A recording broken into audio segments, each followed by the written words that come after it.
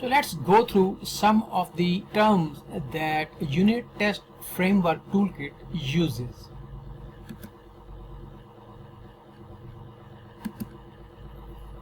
Array brackets. These are the characters that LabVIEW uses to wrap control and indicator names of an array. ATML. This stands for Automatic Test Markup Language, which is an industry standard report format commonly used in military and aerospace applications. Caller VI. A VI that calls another VI. Code coverage. This measures the percentage of subdiagrams LabVIEW executes when you run a VI.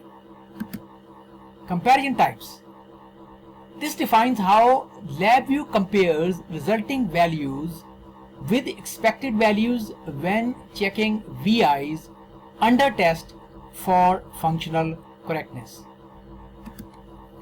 Expected values. This is the value that we specify for a control or indicator of the VI under test. LabVIEW compares this value with the resulting value during test execution. Input value. This is the value that we specify for a control or indicator of the VI under test. LabVIEW uses this value as an input for the VI under test during test execution. Name separator. This is a character LabVIEW uses to separate control and indicator names of a cluster. NI Requirements Gateway. This is an application that provides a requirements traceability solution linking development and verification documents to formal requirements stored in documents and databases. Requirements IDs. This defines traceability relationships between requirements and code. We can use requirement IDs with NI Requirements Gateway. Resulting value. This is a value that the VI under test returns during test execution. When we execute a test, LabVIEW runs the VI under test by using the input values we specified in the .lvtest file. Setup VI. This is a VI that LabVIEW runs before checking the VI under test for functional correctness.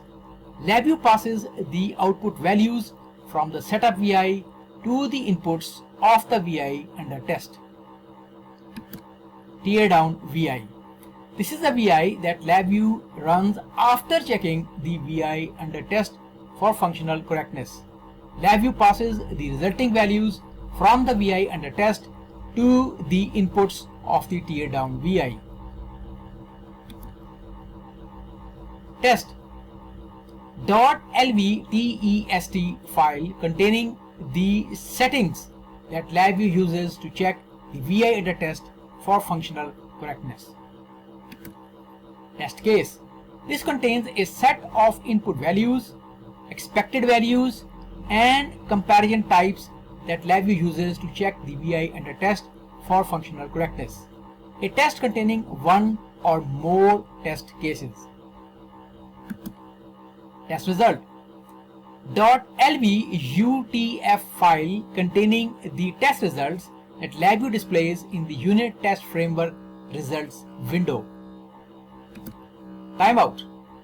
Amount of time in which LabVIEW must complete a test execution. Unit testing.